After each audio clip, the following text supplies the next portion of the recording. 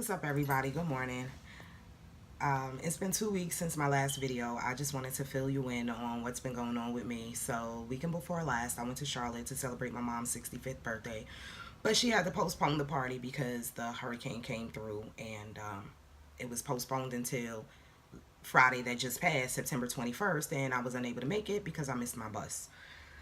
That was a disaster waiting to happen because I was so mentally and physically tired and just dealing with, some other personal issues that I neglected to pay attention to my ticket and ultimately wound up missing a bus. Bought a ticket for another bus. That bus got delayed, which was going to delay my arrival to Charlotte.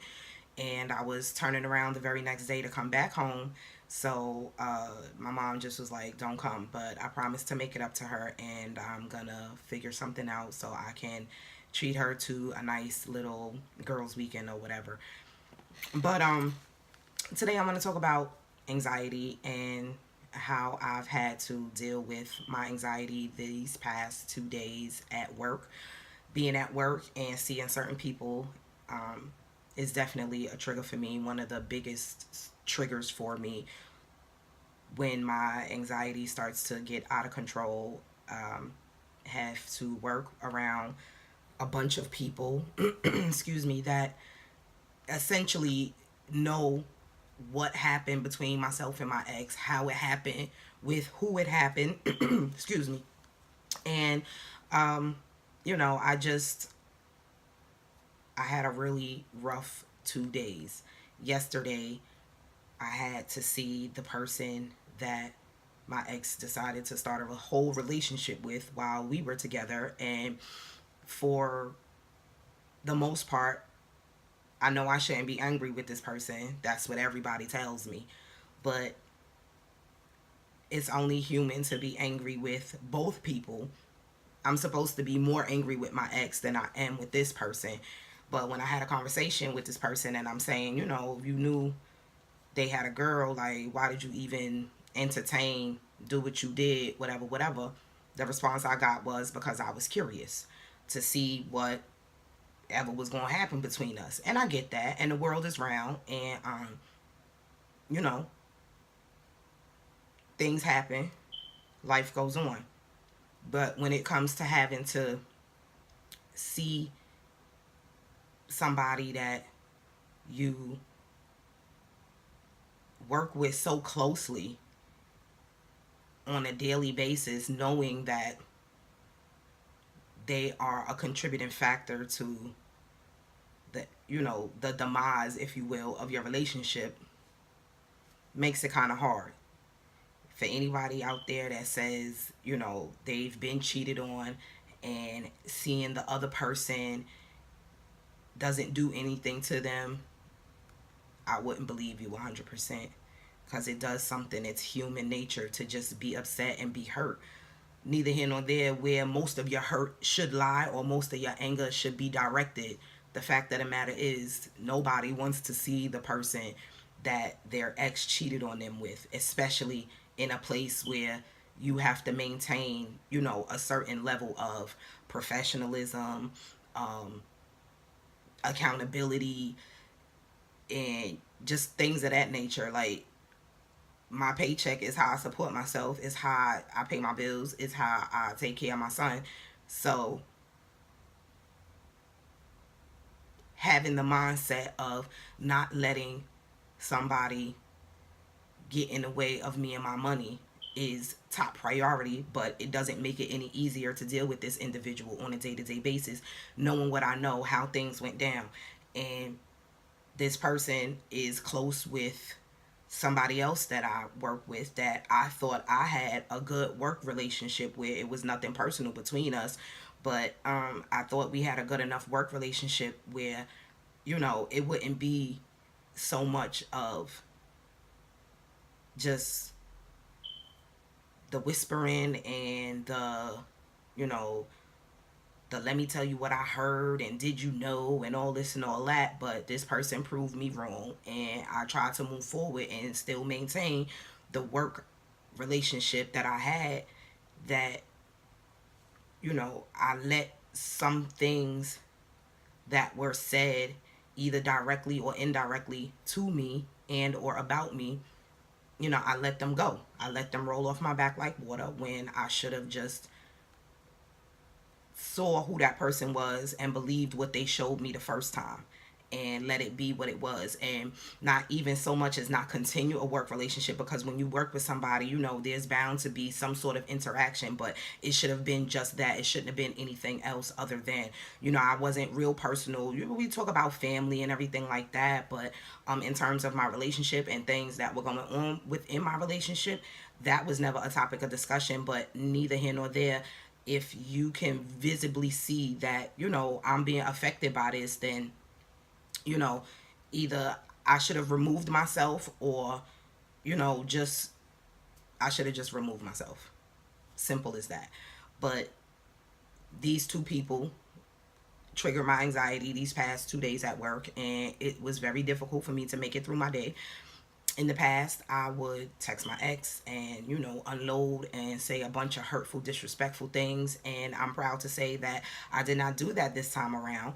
I just dealt with it in my own way, and I continued throughout my day. It's a little difficult when, you work in a place where everybody talks.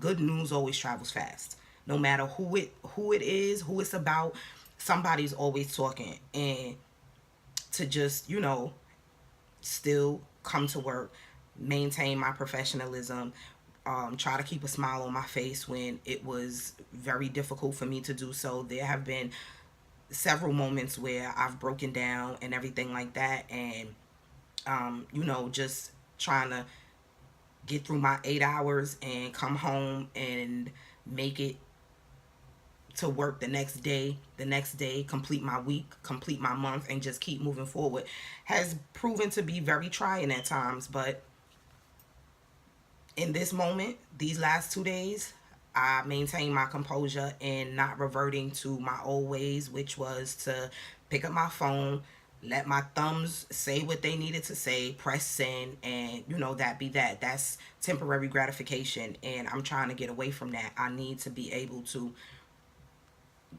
get to the point where certain people don't affect me. It's hard, like I said, because of the type of work that I do and the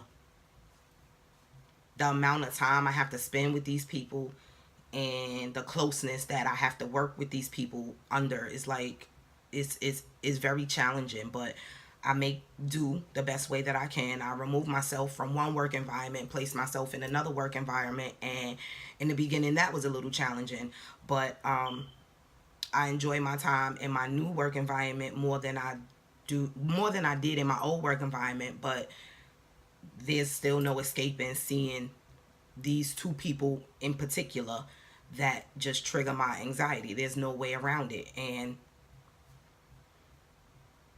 I used to take anxiety pills. I used to take clonazepam. I don't have any more. I've taken them all. But I am starting to, get used to the fact that I don't have them, and that essentially I don't really need them. I just have to focus my mind on something else in those moments where my anxiety is on 10. Think of other things. I write down some things, even if it's the things that I want to text to my ex. I write them down because I feel like I need to get it out. And if I'm not gonna, resort to my old ways of writing, texting my ex and saying, I hate you, you this, you that, I'll write it down on a piece of paper and let that be that. Once I do that, I feel a little better. I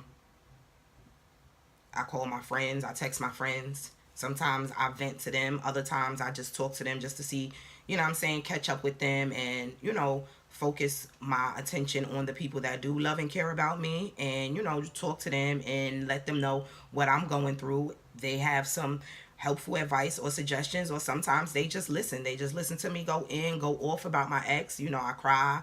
Sometimes I'm angry. Sometimes I'm sad. But in dealing with my anxiety, I have to learn that there are other ways other than, just the short term. Oh, I want to fight. Oh, I want to curse you out. Oh, I want to this. Oh, I want to that. Those things don't prove anything. they don't do anything long term. I need long term effects. I need different ways to refocus my mind to get me out of that negative headspace that I'm in when I'm at work and I see people, or I feel like people are talking about me, or I feel like people are laughing at me, which ultimately I feel like that more often than not. And it's not to say that I let it get to me each and every time. People say what they want to say behind my back, and not that I'm some big bad boy whatever, but whatever they saying behind my back, nobody has come yet to my face to say anything. That much I do know. So one thing about people, they always gonna talk, they always gonna have their opinion. It is what it is. The minute somebody addresses you, generally speaking, addresses you, then you deal with it from there. But as long as nobody's saying anything to you, what they say about you holds no weight. Simple as that. I'm not invested in any of these people at work, and that's something else that I had to keep reminding myself. There are a handful of people that I consider my friends, that I see outside of work, that I have created memories with and shared good times with, and those are the people that mean the most to me. Those are the people that I know will keep it 100 with me and tell me this, that. Everybody else at work, those that are laughing, those that are talking, I group them with those two people that cause me anxiety. If I see you, I just try to woo-saw, breathe my way through it, and keep it pushing. So, I just know that my anxiety is not me. It's not who I am. It's not a representation of what I'm about. Just being nervous all the time and just being all over the place. That's not who I am. And for those that are truly my friends and know me and love me, they know that. I just have a hard time making myself know that occasionally, but I'm working on that. And for anybody else that may be suffering with anxiety due to any life situation, any situation that life throws at you that creates anxiety within yourself, just know that there are ways to get over and deal with your anxiety conventionally, and in a healthy manner, and it can be done. You just have to be focused and be strong. Your strength is what's going to carry you through.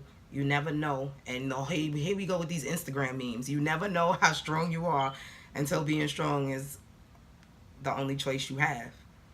And that's what I had to keep in the back of my mind on Sunday when I was at work.